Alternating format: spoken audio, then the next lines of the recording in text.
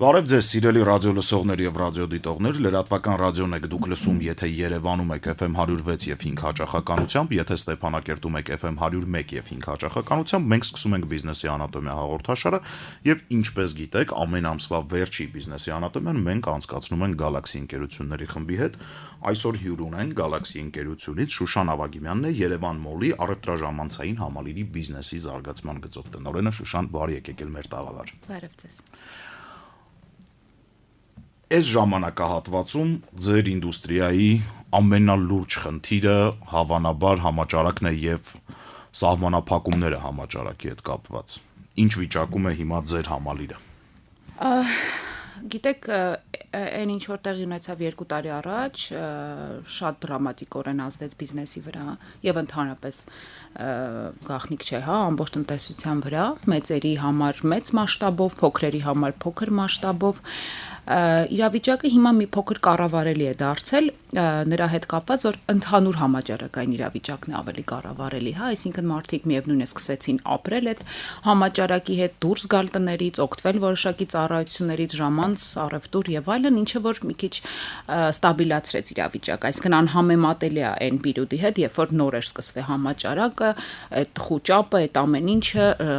լոքդաունը, հա, փակվեցինք մենք որոշակի ամիսներով կինոթատրոնը ընդհանրապես մի քանի ամիս շատ ավելի երկար ամիսներ փակ մնաց, ինչը իրապես դրամատիկորեն ազդեց բիզնեսի վրա, բայց չունեցանք շատ մեծ կորուստներ, այսինքն բոլոր մեր գործընկերները մնացին մեզ հետ, իհարկե դա մեր փողզիչումների հաշվին, հա, ավելի շատ մեծ զեղչեր տրամադրելու հաշվին, որոշակի իրենց առավելություններ տրամադրելու հաշվին, չունեցանք բիզնես գործընկերների կորուստներ, տարածքի կորուստներ, հա, կարողացանք պահել մեր բիզնեսի ոնց որ հաշվին։ Հիմա ավելի լավ է իրավիճակը, կառավարելի է ընդհանուր մոլում, մի քիչ ավելի քիչ ստաբիլ է վիճակը կինոթատրոնում, կապված վերջին որոշումների հետ, մարդկանց պատվաստումներով կամ տեստավորման արդյունքներով այցելությունների սահմանափակման հետ կապված, մի քիչ ավելի այնտեղ նեգատիվ ունենք։ Լուծումները պետական ռեգուլատորը, ինչքանով որ ես հասկանում եմ, տնտեսվարողների մեծ մասին չեն բավարարում։ Այսինքն տնտեսվարողները համարում են, որ հակահամաճարակային այն գործողությունները, որոնք պետությունը կիրառում է, ավելի շատ խանգարում է, քան օգնում է։ Օբյեկտիվորեն են այդպես կարծում, միանշանակ կիսում եմ տնտեսվարողների կարծիքը եւ մենք եւս որպես բիզնես կիսում ենք այդ կարծիքը, քանի որ սահմանափակումները շատ երկակի ստանդարտներով են արվում, հա, կինոթատրոններում, թատրոններում, սրճարաններում դրվում են այդ սահմանափակումները, շատ մեծ քանակությամբ հանրային այլ վայրերում, օրինակ մոլում, հենց ինքնին մոլում, որտեղ շատ ավելի շատ այցելուներ են, այդ ստանդարտները չկան։ Ստանդարտները չկան տրանսպորտում, այսինքն այն բոլոր ամբողջ այդ օղակում, որի միջով մարդը հասնում է կինոթատրոն։ Եվ այնտեղ շատ արհեստականորեն, արհեստական ստեղծված իրավիճակ է, երբ որ մենք խնդրում ենք ցույց տալ QR կոդը կամ Այսինքն Շուշան, փորձենք process-ը ավելի մանրամասն նկարագրել, հա, մարդը օգտվում է հանրային տրանսպորտից, ինքը QR կոդ ցույց չի տալիս, մարդը մտնում է մոլ, ինքը QR կոդ ցույց չի տալի, որ առևտուրը անում QR կոդ ցույց չի տալիս, հետո որոշում է մտնել կինոթատրոն ու իրենից QR կոդ Այո, որովհետև օրենքը այդպես է, որ սննդի վայրերում, ժամանցի վայրերում, թատրոններում, կինոներում, այսինքն որևիցե ձև հիմնավորված մենք այդպես էլ չստացանք պատասխան, բայց իհարկե գործեցինք օրենքի սահմաններում, ինչը որ զգալիորեն վնասեց մեր բիզնեսին։ Մենք ունենք վերլուծություն արած, հունվարի 20-ից է օրենքը մտել եւ արդեն 10 համարյա 1 ամիս ունենք հաշվետվությունները եւ մենք ունենք մոտ 30-40% անկում այցելությունների, ինչը բավականին մեծ է այդ ինդուստրիայի համար, որովհետեւ շուկան այդ մասով, հա, շատ մեծ չէ։ Այսինքն այդ մշակույթը մարդկանց մեջ հաճախակի կինո գնալ, հաճախակի ժամանակ անցկացնել նման վայրերում դեռ շատ Ինքն մեծ հաշվով նոր մշակույթ է։ Իհարկե։ Ես հիշում եմ երկար տարիներ 1 միլիոնանոց Երևանում մի կինոթատրոն էր աշխատում ընդհանրապես։ Այո, այո։ 8 տարի առաջ, մոտ 8 տարի առաջ բացվեց առաջին կինոթատրոնը Կինո Մոսկվայից բացի, հա, մեր մրցակից հիմնական կինոթատրոնը 7 տարի առաջ բացվեցինք մենք կինոպարկը եւ միասին ձևավորեցինք, այսինքն դեռ ընթացքում ենք ձևավորելու այդ մշակույթը, բայց նմանատիպ երևույթները ստաբիլ կերպով խանգարում են եւ հարված են, իհարկե։ Հուսանք, որ համաճարակը շուտ կավարտվի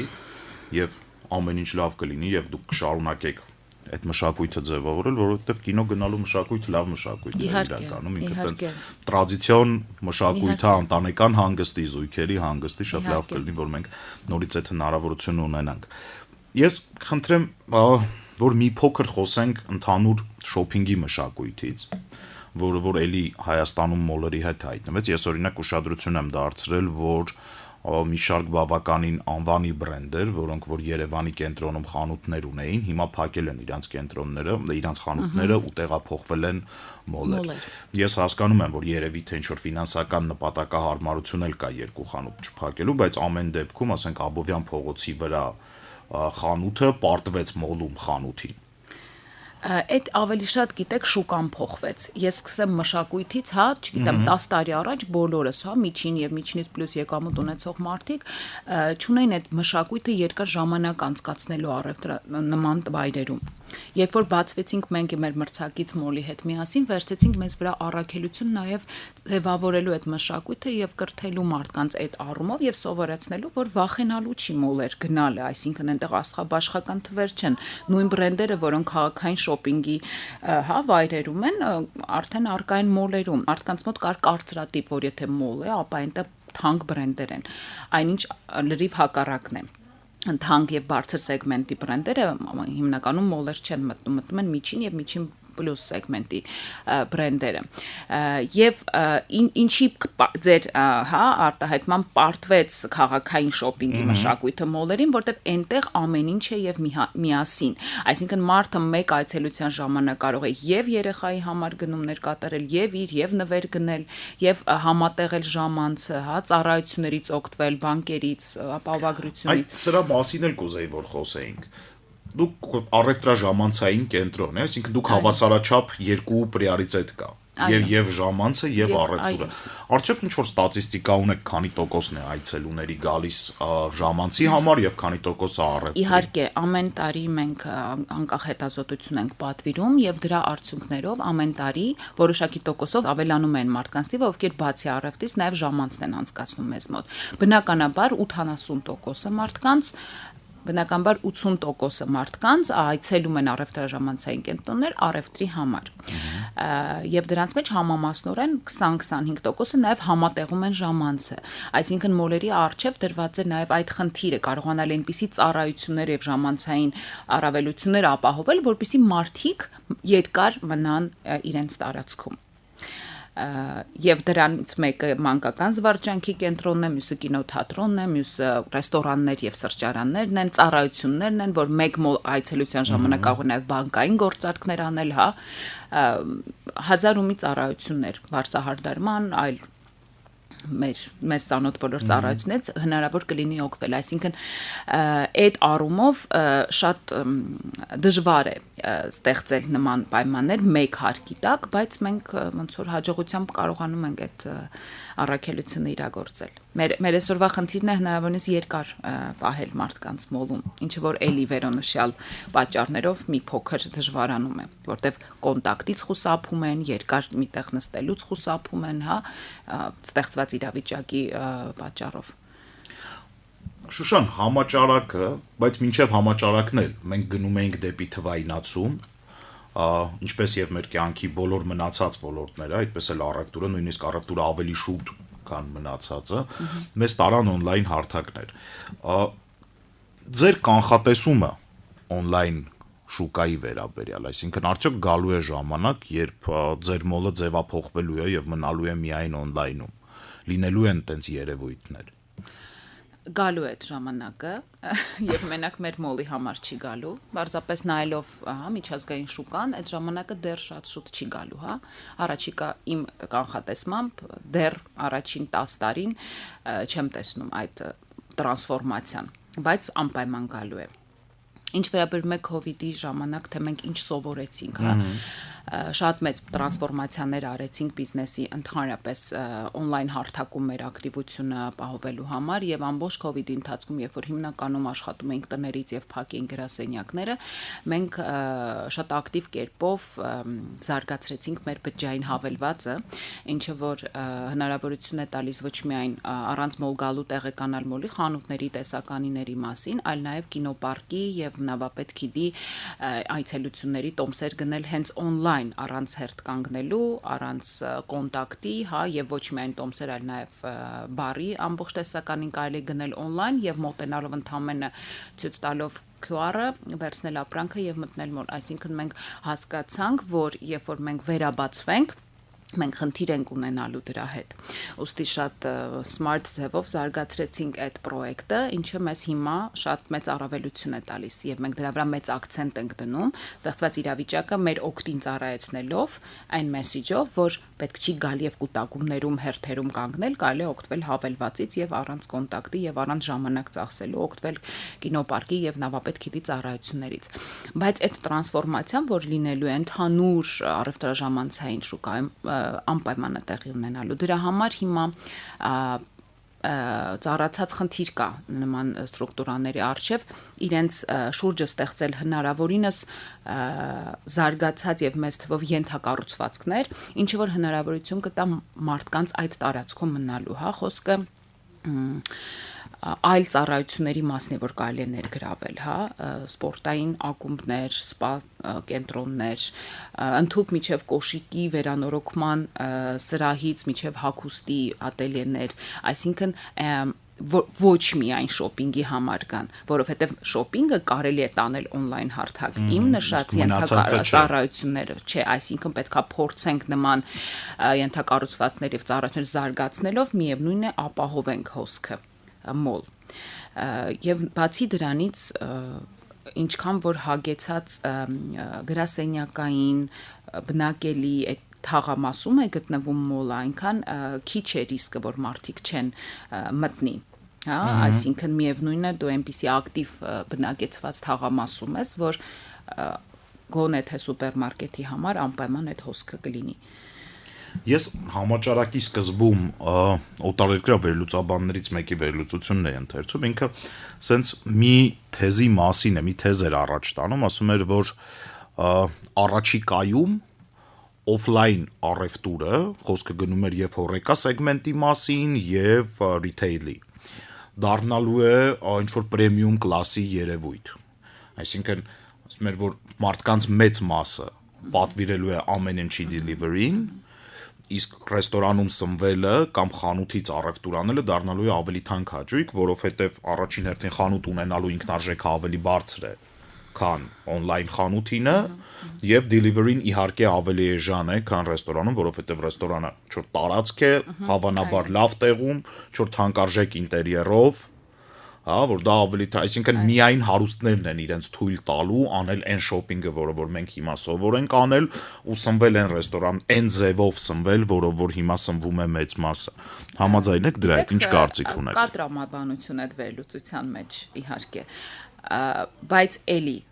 վերադառնալով հայկական իրականությանը եւ հայկական շուկային, դա մեզ շատ մեծ ռիսկեր եւ շատ մոտ ապագայում չի սպասվում։ Բայց այո, luxury brand-երը, այսինքն բարձր սեգմենտի համար բրենդեր, իրանք օֆլայն հարթակ շատ դժվար են գնալու, իրենք պահելու են իրանց flagship խանութները հյուսիսային պողոտաներում, Աբովյան փողոցներում եւ հիմնական, հա,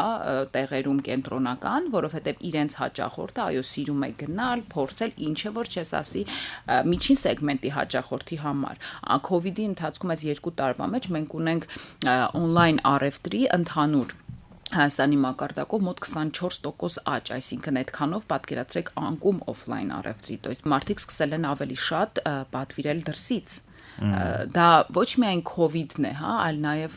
մարդիկ հասկացել են, որ հեշտ է, հարմար է, միգուցե ավելի մատչելի է, հա։ Դա հիմնականում երիտասարդ սեգմենտն է, ովքեր ավելի պարզ են, բաց են, ազատ են, միջին եւ միջինից բարձր սեգմենտը ունի այդ մտավախությունները, հա, մշակութային տարբերությունները, որ բա մի հատ պետք է փորձեմ, տեսնեմ, սազում է, չի սազում, իմ չափն է, իմ չափը չի, այսինքն մենք հիմնականում պետքա փորձենք մեր սեգմենտը պահել միջինից պլյուս տարիքային խմբի համար, որտեղ երիտասարդները արդեն փոխվել են այս իրականությունից լավ իմաստով։ Դուք կարծում եք այդ տենդենսը շարունակվելու է դրսից պատվիրելու, ծառայությունները դեռ շատանում են առաքման, դրա անպայման շարունակվելու է եւ գնալով զարգանալու է իմ ասած, իմ նշած մի պատճառներով, իհարկե։ Իսկ տեղական վաճառող ինչ որ բան չունի առաջարկելու այդ հաճախորդներին, նկատի ունեք տեղական արտադրող։ Չէ, տեղական վաճառ նկատի ունեմ retail շուկան, այսինքն որ ինձ համոզի, որ ես ոչ թե պատվիրեմ դա, ինչ որ մի առաքման ծառայության միջոցով, առնվազն պետք է տեղական վաճառողը ձեզ տա նույն պայմանները, ինչով որ գնորդը կարող էր գնել on-line պատվիրելով, հա, այսինքն մենք հիմա գիտենք, որ եկավ մաքսային, տուրքային, մարժան ավելացավ, արժեքը ավելացավ, այսինքն խանութում դրվածը այլևս այն գինը չի, ինչ որ կպատվիրենք on-line, այսինքն հասկանալի է տարբերությունը, առնվազն այդ ձեզ համար է հասկանալի, ասեմ, որ հասարակության մեծ մասի համար է այնքան էլ հասկանալի չի։ Չէ, դե ինչի, որովհետև երբ որ դու անհատական ես պատվիրում, քո ապրանքը մինչև ինչ որ X թիվ չի մաքսազերծվում, դու չես վճարում այդ վճարը, իսկ խանութից պատվիրողը, իսկ խանութը երբ ապրանք է բերում, ինքը ստիպված իհարկե մաքսազերծում է։ Ու դիսոնանսը տեղ է գների, էլի։ Գիտեք, ընդհանուր խանութը շատ քիչ բան կարող է անել պահելու համար այդ հաճախորդին, որտեղ ընդհանուր շուկան է փոխվում, մշակույթը, վարվելակերպը, սովորությունները։ Մարդիկ մի քանի անգամ որ պատվիրեցին, հասկացան, որ չափը, ձևը, ոճը, ժամանակը, առաքման ամեն ինչ այնց հարմար է, իրենք այլևս դժվար են հետ գալու։ Գալու են այն դեպքում, երբ որ շատ շտապ է պետք եւ արագ է պետք եւ ժամանակ չկա, այո, այդ դեպքում գալու են, բայց եթե նախորոք պլանավորված եւ մտածված շոփինգ է, հիմնականում գնալու է այդ սեգմենտը, երիտասարդ սեգմենտը գնալու է առևտրի։ Այ դա էլ է հետաքրքիր հարց։ Նախորոք պլանավորված եւ չպլանավորված շոփինգի մասին։ Ես ճիշտ եմ հասկանում, որ մոլում առևտուր անելը բերում է նաև չնախատեսված շոփինգի։ Այսինքն դու գնում ես ինչ որ X ապրանքի հետևից, հստակ իմանալով թե դու ինչ ես առնելու, բայց քանի որ դու շրջապատված ես խանութներով, դու ինչ որ այլ առևտուր ես անում։ Իհարկե։ Կա ինչ որ ստատիստիկ թվեր, կամ ինչ որ պատկերացումներ դուք ունեք որպես ինդուստրիայի մարդ, թե քանի տոկոս ավել ես դու ծախսում, երբ մտնում ես մոլ։ Մենք հիմնականում գիտենք միջինում ինչքան է ծախսում մեր հաճախորդը, երբ մտնում է մոլ, բայց իր ուղեղի մեջ ցավոք չենք կարող մտնել եւ հասկանանք ինչքան է ինքը ծախսեց պլանավորած, ինչքանը սպոնտան, բայց բնականաբար մոլերում ընդհանուր, հա, տրամաբանություն կա բրենդերի դասավորվածության, որը բերում է այդ շատ խելացի եւ սպոնտան առևտրի ավելացման, հա, այսինքն այնպես են դասավորում, որ եթե գնեցիր կոշիկ, հաջորդը շորի խանութն է, հաջորդը միգուցե երեխայի խանութ է, աքսեսուարի խանութ է, վայ, սրա հետ սա համադրեմ, այսինքն որոշակի տրամաբանություն կա մոտիվացնելու եւ դրթելու, հա, լավ իմաստով սպոնտան գնումների, բայց չէ, ցավոք այդ ստատիստիկան չունենք, որքանն է սպոնտան, որքանը պլանավորված, բայց գիտենք, որ միջինում ծախսում են մոտավորապես մի այցելության ժամանակ 40-50 հազար դրամ։ Մեր ժամանակը ավարտին է մոտենում, բայց ես կուզեմ մի հարց էլ քննարկենք։ Դուք ամեն անգամ խոսելուց նշում եք, որ սա ընտանեկան ժամանցի վայր է։ Ինչով է ընտանեկանը ոչ ընտանեկանից տարբերվում, այսինքն դուք ինչ նկատի ունեք, որ տարբեր ընտանիքի տարբեր անդամների համար ապրանքներ կան, թե խոսքը գնում է ժամանցի հատվածի մասին։ Գիտեք, հիմնականում հիմա Երևանում բոլոր առևտրաժամանցային կենտրոնները դիրքավորված են որպես ընտանեկան մոլեր, որտեղ բոլորս վաղուց հասկացել են, որ մեր ռազմավարությունը պետք է շատ խելացի ձևով մշակենք եւ օգտագործենք ներգրավելու այո բոլոր սերունդներին եւ ընտանիքի բոլոր անդամներին։ Այսինքն, եթե կարելի է ապահովել ընտանիքի ժամանցը, երեխան խաղացնողները սուրճ խմեն, առևտուր անեն, թինեյջերը կինո նայի եւ այլն, այդ բոլորի շահերից հաբխում, այսպես ասած, հաճախորդին հարմար է իր բոլոր կարիքները մեկ գալով բավարարում է, բիզնեսին հարմար է, որովհետև կարողացավ ապահովել այդ կարիքների բավարարումը։ Հիմնականում այո, ստատիստիկորեն բոլոր բիզնեսներն էլ այս ոլորտում հասկացել են, որ մարդահոս գեներացնող այո, հիմնական սեգմենտը դրանք երեխաներն են եւ ընտանիքներն են, այսինքն միայն երիտասարդների վրա ակցենտավորել, սեգմենտավորել այլևս ակտուալ չի, այսինքն կապ չունի, որ առևտրաժամանցային կենտրոնը սկզբից ինչ ստրատեգիայով մտավ շուկա եւ ինչ ասեց, ընթացքում բոլորն էլ տրանսֆորմացվեցին առևտրաժամանցային կենտրոնների ընտանիքների համար։ Սիրելի ռադիոլսողներ, մեզ հատկացված եթերաժամանակը ավարտին մոտեցավ։ Հիշեցնեմ, դուք բիզնեսի անատոմիան եք լսում Galaxy ընկերությունների խմբի հետ։ Երևան մոլից Շուշան Ավագիմյանն էր մեզ հետ։ Մենք զրուցում էինք շոփինգի եւ ընտանեկան ժամանցի մասին։ Այսօր այսքանը, հաջորդ շաբաթ կհանդիպենք։ Ցտեսություն։